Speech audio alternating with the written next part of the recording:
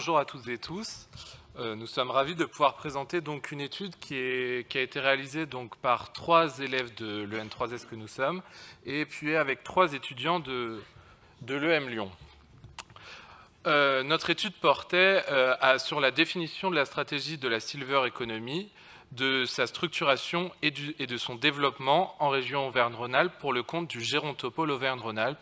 Les gérontopoles étant des structures chargées d'animer et de structurer l'ensemble des acteurs intervenant dans le cadre de la perte d'autonomie, mais du grand âge de façon plus générale.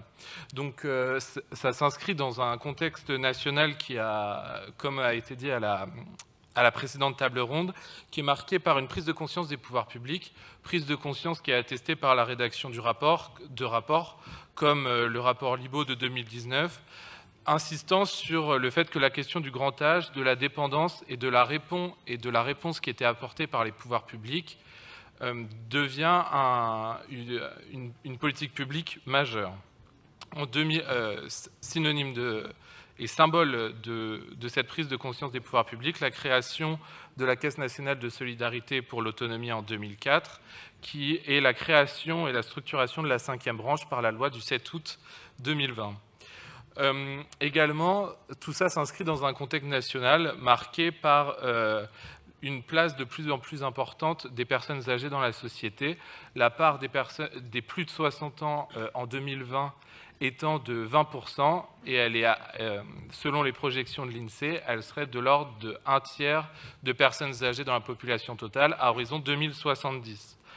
Cela représente donc une opportunité économique considérable, puisque la Silver Economy, qui se définit au sens large comme l'ensemble des biens et des services destinés aux personnes de plus de 60 ans, pourrait représenter à horizon 2030 130 milliards d'euros, donc une opportunité économique à saisir. Et enfin, le contexte local est marqué par des influences nationales, la hausse du nombre de personnes âgées étant également vérifiée dans la région Auvergne-Rhône-Alpes, le nombre de personnes en situation de dépendance de plus de 75 ans étant censé doubler à horizon 2050 par rapport aux chiffres actuels. Et également, la région est caractérisée par une dynamique différente, par une dynamique hétérogène en fonction des 12 départements qui composent la région. Dans le cadre de cette étude, nous avons cherché à réaliser une cartographie des acteurs régionaux qui interviennent dans l'écosystème Silver Economy et quels étaient leurs besoins.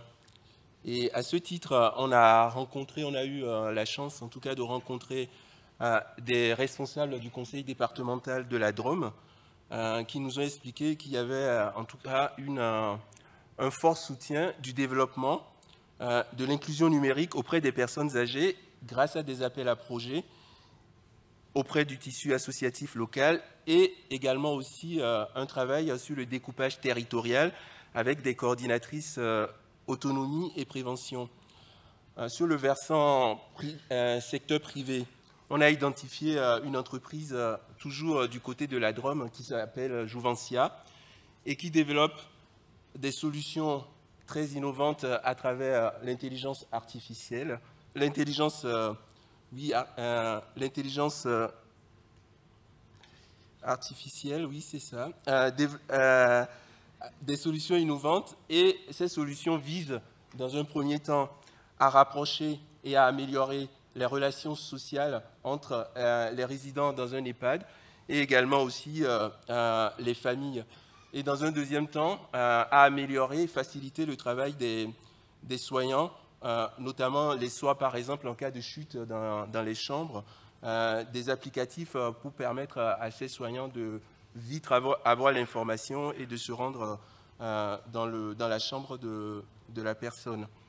Enfin, il y a la structure Innovaterm qui est basée dans la région du Puy-de-Dôme et qui rassemble toutes les structures de cure thermale et des laboratoires de recherche de soins et également aussi des programmes de prévention en direction des personnes âgées.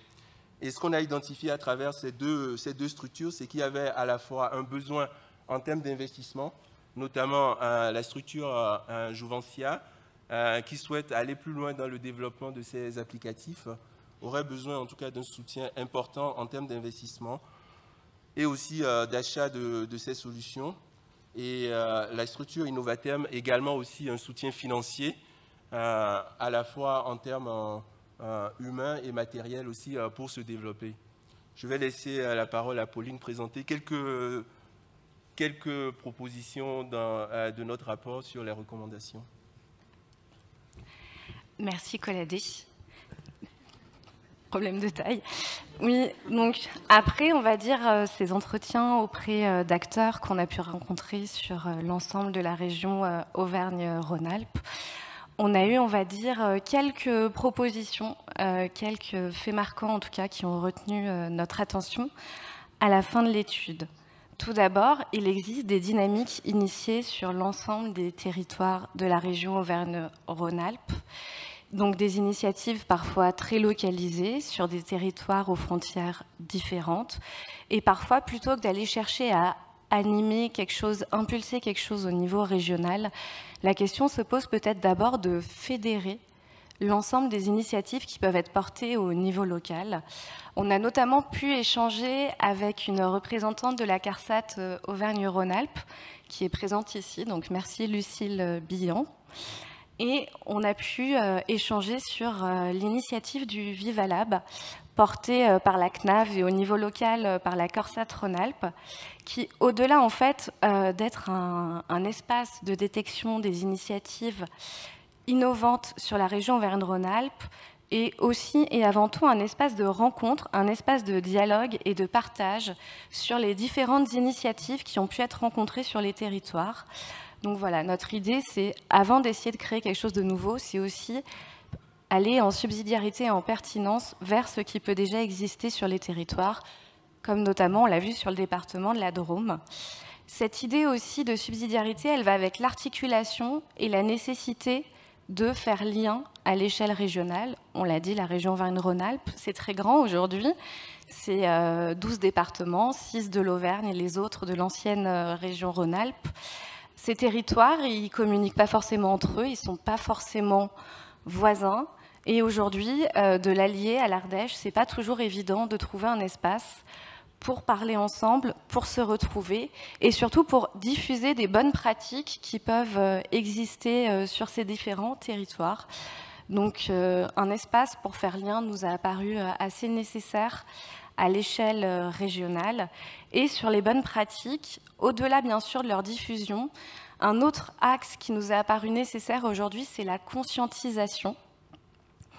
On a rencontré notamment la CMA de l'Allier qui nous a parlé de ces artisans qui en fait font de la silver economy sans vraiment le savoir, mais en fait parce qu'ils n'ont pas trop le choix.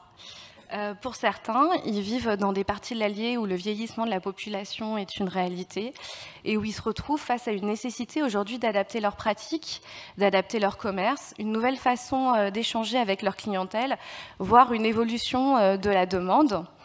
Quand on échangeait notamment au niveau de l'Allier, on avait parfois l'impression aussi qu'il n'y avait pas cette nécessité de conscientisation et qu'il n'y avait pas forcément d'instances qui venaient aussi vers ces petites structures pour leur expliquer quels étaient aujourd'hui les besoins des personnes âgées et comment elles pouvaient adapter leur activité pour répondre à cette demande. Donc bien sûr, nos 3 axes sont, pour résumer, travailler en subsidiarité et en pertinence, penser à faire lien et surtout ne pas oublier de conscientiser, même au plus petit niveau. Nous vous remercions pour votre attention. Merci beaucoup à tous.